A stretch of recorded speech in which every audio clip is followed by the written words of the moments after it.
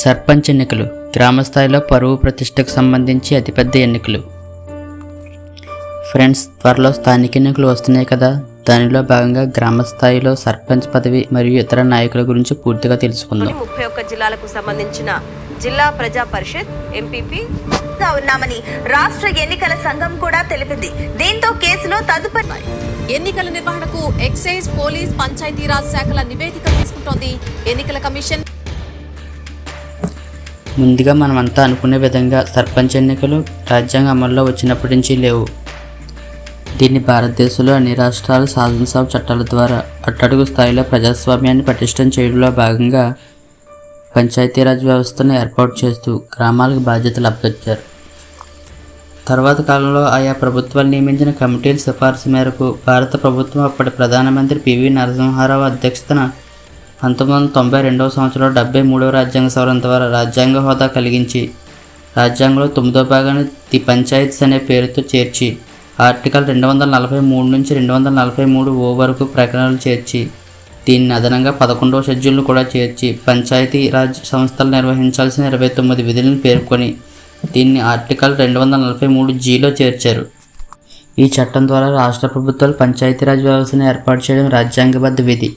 రాష్ట్ర ప్రభుత్వాలు పంచాయతీల ఏర్పాటు, ఎన్నిక నిర్వహించడం ప్రధాన విధి. ఇప్పుడు పంచాయతీలు లేదా గ్రామ సర్పంచ్ యొక్క కాలపరిమితి చూద్దాం. పంచాయతీరాజ్ చట్ట ప్రకారం పదవీ కాలాన్ని దాని మొదటి సమావేశ తారీఖు నుండి 5 సంవత్సరాలుగా నిర్ణయించారు. అయితే మీకు ఇక్కడ డౌట్ రావచ్చు, పంచాయతీల కాలపరిమితి పదవీ కాలం ముగించక ముందే రద్దు చేయవచ్చా అని. అవును, బట్ కాలపరిమితి ముగించక ముందు కూడా రద్దు చేయవచ్చు. ఒకవేళ ఇలా రద్దయినట్లయితే రద్దయిన తేదీ నుండి 6 మాసాలలోపు ఎన్నికలు జరిపించాలి.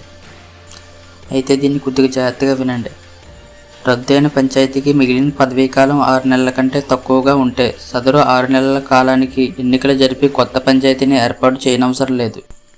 ఇంకో విషయం ఏమిటంటే పదవీ కాలం ముగించక ముందే రద్దయిన పంచాయతీ స్థానంలో ఏర్పాటైన కొత్త పంచాయతీ రద్దయిన పంచాయతీకి ఇంకా మిగిలి ఉన్న కాలం పూర్తి అయ్యే వరకు మాత్రమే పదవిలో ఉంటుంది. అంటే రద్దయిన పంచాయతీ స్థానంలో ఏర్పాటైన పంచాయతీకి తాజాగా 5 సంవత్సరాల పాటు పదవిలో ఉండదు. కేవలం రద్దయిన పంచాయతీకి మిగిలి ఉన్న కాలంలో మాత్రమే కొనసాగుతుంది. ఇప్పుడు పంచాయతీ సభ్యుడు ఎన్నికకు కావాల్సిన అర్హతలు చూద్దాం. 21 సంవత్సరాల నిండిన ప్రతి భారతీయ పౌరుడు ఆయా గ్రామ పంచాయతీ ఎన్నికకు అర్హుడే. ఇంకా చెప్పాలంటే ఆ రాష్ట్ర శాసనసభ సభ్యుడు ఎన్నికకు కావాల్సిన అర్హతలు గ్రామ పంచాయతీ సభ్యుడికి కూడా వర్తిస్తాయి.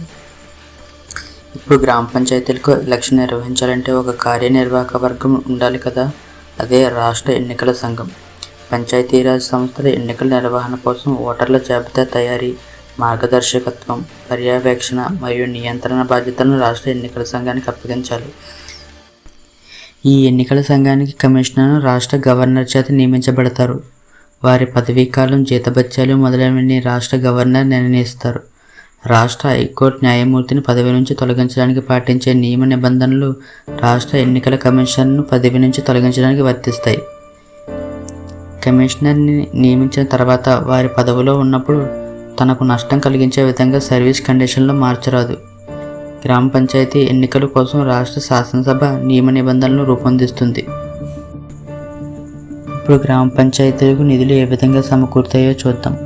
రాష్ట్ర శాసనసభ పంచాయతీలకు పన్నులు, డ్యూటీలు, టోళ్లు మరియు ఫీజులను విధించి వసూలు చేసి మరియు వాటికే సమకూర్చుకునే అధికారం కల్పించవచ్చును. రాష్ట్ర ప్రభుత్వం విధించి మరియు వసూలు చేసే పన్నులు, డ్యూటీలు, టోళ్లు మరియు ఫీజులను పంచాయతీలకు అప్పచెప్పవచ్చును.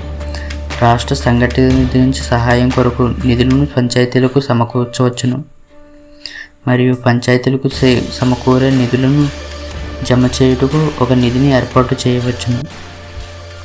ఇప్పుడు ఈ నిధులు సక్రమంగా ఖర్చు చేయబడుతున్నాయా అనే డౌట్ మీకు రావచ్చు. దానికోసమే ఆర్థిక సంఘాన్ని ఏర్పాటు చేశారు. రాష్ట్రంలో పంచాయతీరాజ్ సంస్థల ఆర్థిక పరిస్థితులను సమీక్షించడానికి గవర్నర్ ప్రతి 5 సంవత్సరాలకు ఒకసారి ఒక ఆర్థిక సంఘాన్ని నియమిస్తారు. దీని పని పంచాయతీరాజ్ సంస్థల ఆర్థిక పరిస్థితిని మెరుగుపరచడానికి అవసరమైన చర్యలు తీసుకోవటం. పంచాయతీరాజ్ సంస్థల ఆర్థిక పరిపుష్టి కోసం గవర్నర్ చేత రిఫర్ చేయబడిన ఏ విషయాలైనా ఇది సమీక్షిస్తూ ఉంటుంది. ఫ్రెండ్స్, ఇప్పటి వరకు రాజ్యాంగపరంగా సర్పంచ్ లేదా గ్రామ పంచాయతీ గురించి చూసాం కదా. ఇప్పుడు వాస్తవికంగా గ్రామ సర్పంచ్ విధి నిర్వహణలో పనితీరును చూద్దాం. గ్రామ సర్పంచ్ అనేది గ్రామ పంచాయతీకి నేత. గ్రామ అభివృద్ధి, ప్రజల సమస్యలు పరిష్కరించడం, ప్రభుత్వం అందించే పథకాలు ప్రజలకు చేరేలా చూడటం ప్రధాన బాధ్యత. ఇక గ్రామంలో నిర్వహించే విధుల గురించి చూస్తే, గ్రామ అభివృద్ధి పనులు నిర్వహించడం అంటే రోడ్లు, నీటి ట్యాంకులు, వీధి దీపాలు, డ్రైనేజీ వంటి అభివృద్ధి పనులు చేయాలి. ప్రభుత్వ పథకాలు అమలు చేయటం అంటే పేదలకు ఇల్లు, ఉద్యోగ హామీ, వృద్ధాప్య, వికలాంగ పెన్షన్లు, రైతు, విద్య, ఆరోగ్య పథకాలు ప్రజలకు సరిగ్గా అందుతున్నాయో గ్రామ పంచాయతీ సమావేశాలు నిర్వహించటం అంటే ప్రతి నెల సమావేశం పెట్టి సమస్యలు చర్చించటం, బడ్జెట్, నిధులు, ఖర్చులను నిర్ణయించటం.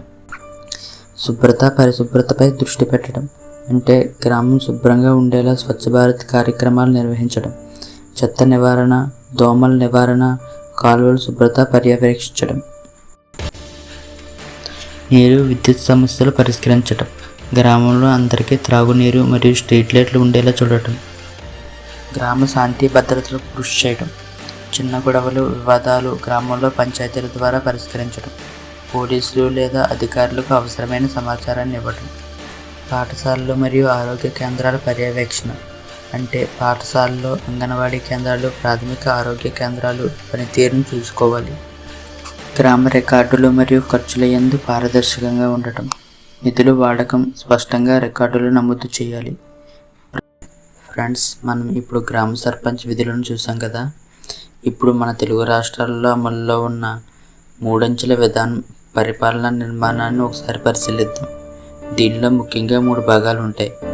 గ్రామ స్థాయిలో గ్రామ పంచాయతీలు, మండల లేదా బ్లాక్ స్థాయిలో మండల పరిషత్ మరియు జిల్లా స్థాయిలో జిల్లా పరిషత్ ఉంటాయి.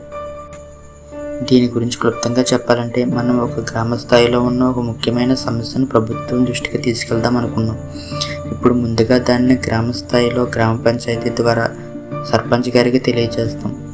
దాన్ని ఇప్పుడు ఆయన ఎంపీటీసీ, మండల పరిషత్ టెరిటోరియల్ కమిటీ మెంబర్ ద్వారా మండలంలోని ఎంపీపీ, మండల పరిషత్ ప్రెసిడెంట్ గారికి చెప్తారు. అలా ఆ సమస్య ఎంపీపీ ద్వారా జిల్లా పరిషత్ చైర్మన్ గారికి బదిలీ అవుతుంది. ఇప్పుడు ఆ సమస్య వాస్తవిక పరిష్కారం మొదలవుతుంది. దాన్ని జడ్పీ సీఈఓ లేదా డిస్ట్రిక్ట్ కలెక్టర్ ఆయా రాష్ట్ర ప్రభుత్వాల నియమానుసారంగా పరిష్కారాన్ని సదరు మండల కార్యనిర్వహణాధికారికి బదిలీ చేయగా, గ్రామ స్థాయిలో పంచాయతీ కార్యదర్శి సమక్షంలో సదరు సమస్యకు పరిష్కారాన్ని చూపుతారు. ఇప్పుడు గ్రామాల్లో గ్రామ పంచాయతీ సర్పంచ్, ఉప సర్పంచ్, వార్డు నంబర్ల ఎన్నికల విధానాన్ని చూద్దాం. ముందుగా సర్పంచ్ గారి ఎన్నిక విధానం చూద్దాం. గ్రామంలో ప్రజలందరూ డైరెక్ట్గా ఓటు వేసి గ్రామ సర్పంచ్ గారిని ఎన్నుకుంటారు. వార్డు నెంబర్ని ఆ వార్డులో ఉన్న ప్రజలందరూ నేరుగా ఎన్నుకుంటారు. ఈ గెలిచిన వార్డు నెంబర్లో ఒక వ్యక్తిని ఆ గ్రామ ఉప సర్పంచ్గా నిర్ణయిస్తారు. ఇప్పుడు మన తెలుగు రాష్ట్రాల్లో సర్పంచ్గా పోటీ చేయాలనుకునే అభ్యర్థులు తెలుసుకోవాల్సిన విషయాలు చూద్దాం. సర్పంచ్గా పోటీ చేయాలనుకునే వ్యక్తికి ఖచ్చితంగా 21 సంవత్సరాలు నిండి ఉండాలి. అదేవిధంగా అదే గ్రామంలో ఓటు హక్కు కలిగి ఉండాలి. ఇంకో ముఖ్యమైన విషయం ఏమిటంటే, ఏ అభ్యర్థి అయితే సర్పంచ్గా పోటీ చేయాలనుకుంటున్నాడో ఆ వ్యక్తి నామినేషన్ ఫైల్ చేసిన తర్వాత ఆయా రాష్ట్రాల ఎలక్షన్ కమిషన్లు నామినేటెడ్ సభ్యులకి ప్రత్యేక గుర్తునిస్తాయి. ఈ గుర్తు మీద మాత్రమే పోటీ చేయాల్సి ఉంటుంది. సహజ రాజకీయ పార్టీల గుర్తులపై పోటీ చేయరాదు. సర్పంచ్గా పోటీ చేయాలనుకునే వ్యక్తి ఎలక్షన్ కమిషన్కి అఫిడవిట్ సమర్పించాల్సి ఉంటుంది. ఆ అఫిడవిట్లో ఆస్తులు, అప్పుల వివరాలు, వారికి పుట్టిన సంతానం వివరాలు, వారికి కొడుకులు ఉంటే వారి భార్యలు, మనుమల వివరాలు కూడా చెప్పాల్సి ఉంటుంది. అంతేకాకుండా అభ్యర్థిపై క్రిమినల్ ఛార్జ్ షీట్స్ ఫైల్ అయి ఉంటే వాటి వివరాలు చెప్పాల్సి ఉంటుంది. ఎలక్షన్ కమిషన్ నిర్ణయించిన ఎలక్షన్ నామినేషన్ ఫీజుని చెల్లించాల్సి ఉంటుంది. ఫ్రెండ్స్, చూశారు కదా, సర్పంచ్గా మీ జీవితాన్ని గడపాలని కోరుకుంటున్న ప్రతి ఒక్కరికి ఈ వీడియో ఎంతగానో సహాయపడుతుంది. ఇలాంటి మరిన్ని వీడియోస్ చూడటానికి మన ఛానల్ని సబ్స్క్రైబ్ చేసుకోండి.